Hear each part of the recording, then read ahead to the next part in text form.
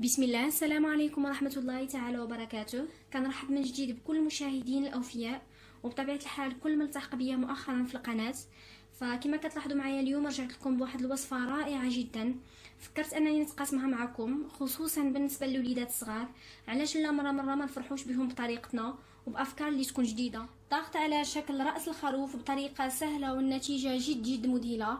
نخليكم مع المقادير وطريقة التحضير.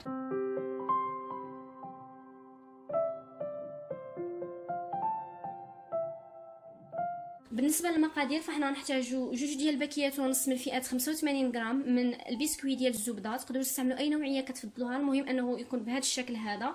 بالنسبه للكميه كتبقى على حساب الحجم ديال المول اللي غادي تستعملوه، واش كبير ولا صغير. انا المول ديالي كبير شيئا ما. عندي هنا 500 غرام من الجبن ماسكاربون، 50 حبه من المارشميلو اللي يكون بهذا الحجم هذا. في حاله مثلا ما توفر لكمش ولا ما لقيتيوش في الاسواق بحالي، فانتم تقدروا تاخذوا هذه. انا فضلت انني نخليها باش نوريكم. تاخذوا بهذا الحجم هذا وتقسموها على جوج، كيعطيكم يعني قياس اللي هو مناسب. عندي 15 غرام ديال الشوكولات، يقدر يكون الشوكولات الاسود او لا الشوكولات بالحليب على حسب الرغبه ديالكم. 80 غرام من السكر الثقيل، لتر من القشده الطريه اللي تكون بارده جدا. عندي هنا واحد المارشميلو باللون الوردي اللي قسمتها على جوج حتى هي. وهنا عندي جوج ديال الحبات ديال الحلوى. تقدروا تستعملوا اي نوع كتفضلوه ولا اي نوع متوفر عندكم، المهم ان اللون ديالو يكون ورد يكون احمر، ولا تقدروا تستعملوا حتى الفرامبواز، المهم اللون كنأكد انه يكون احمر. بسم الله، نبداو على بركه الله. اول حاجه غادي نقوموا بها هي غادي ناخذوا الجبن ديال الماسكاربون، كنوضعوه في الاناء اللي حنا غادي نستعملوه. كنضيفوا عليه السكر الثقيل. فالطريقه جد سهله، ما تاخذش منكم بزاف د الوقت، ولكن النتيجه روعه. غادي نزيد عليه اللتر ديال القشده الطريه،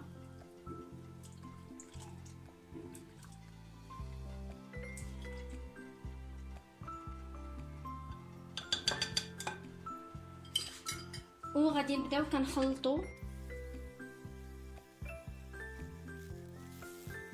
حتى كنحصلوا على واحد القوام اللي هو بهذا الشكل هذا.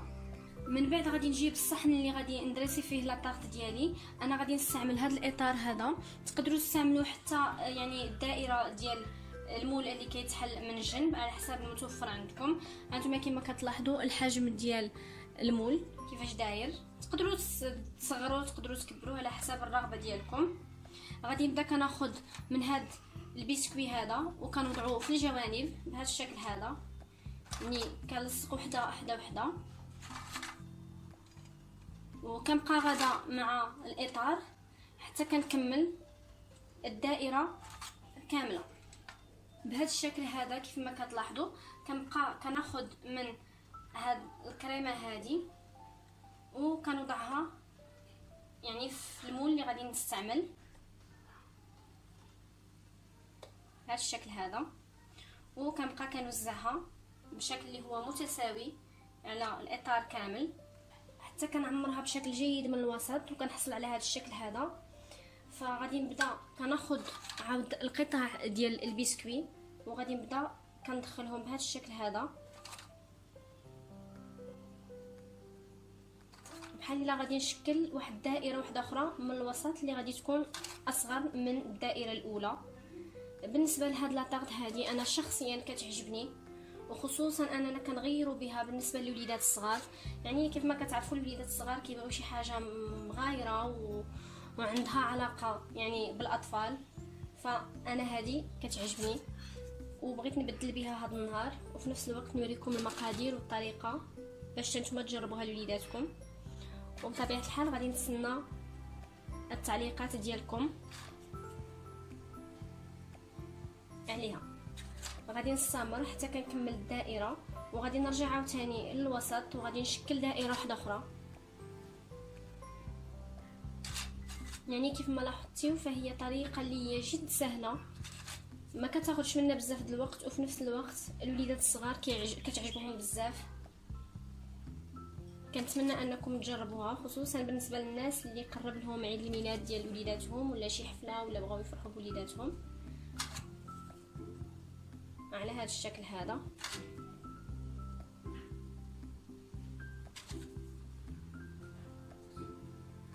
فكما لاحظتوا فهاد لاطاقط هذه كتجي خفيفه وظريفه، لا من ناحيه المقادير ولا من ناحيه الوقت ديال التحضير، يعني ما كتاخذش منا وقت كتير. فكناخذ القليل من الكريمه وكنبقى كندوز من الفوق بهذا الشكل هذا حتى كنغطيها بشكل جيد.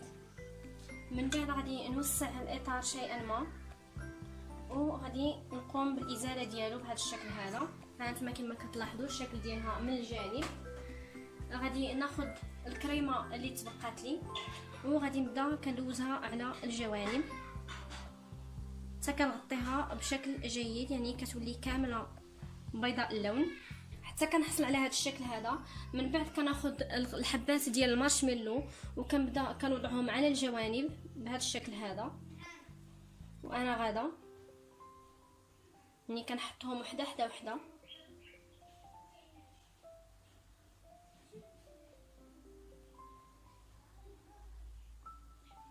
كنبقى غادا حتى كنكمل النصف الاول. من بعد ما انتهيت من النصف الاول فغادي نبدا عاود في النصف الثاني، غنخلي واحد شويه ديال الفراغ وغادي نبدا كنشكل النصف الثاني على الطريقه هذه. اذا من بعد ما كملت الحبات ديال المارشميلو اللي كانوا متوفرين عندي انا وضعتهم على شكل نصف دائره اللي عامر بهذا الشكل هذا.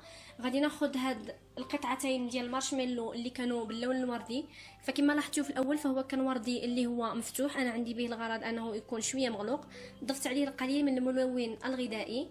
بغيتيو تخليوه هكاك تخليوه. غادي نقوم بالضغط ديالهم على هذا الشكل هذا وغادي نوضعهم في هاد الفراغات اللي خليت قبائل بهذا الشكل هذا، يعني في هاد الجوانب بجوج كيجيو على هذا الشكل. كناخذ هاد الحبتين ديال الحلوه، تقدر تكون حبه وحده يعني كبيبره على حسب المتوفر عندكم. كنوضعها على هذا الشكل على شكل انف، يعني بهذه الطريقه هذه. من بعد ما داب الشوكولاط في حمام مريم فانا وضعته في واحد الكورني اللي شكلته صغير بهذا الحجم هذا.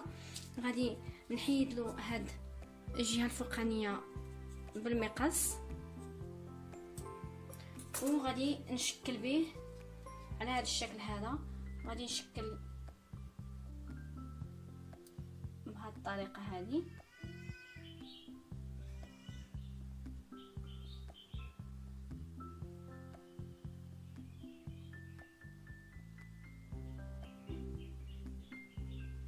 غادي نزيد واحد شويه هنا باش يجي باين.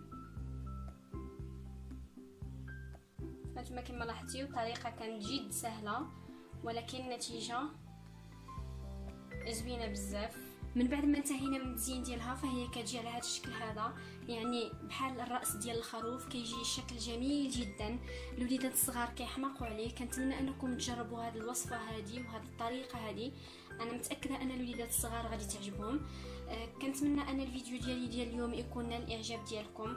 ما تبخلوش عليا باللايكات ديالكم والتعليقات ديالكم، وإلا عجبكم الفيديو كنتمنى انكم تشتركوا في القناه ديالي وتفعلوا الجرس باش يوصلكم الجديد. بالصحه والراحه، نتلاقاو في فيديو مقبل ووصفه اخرى ان شاء الله.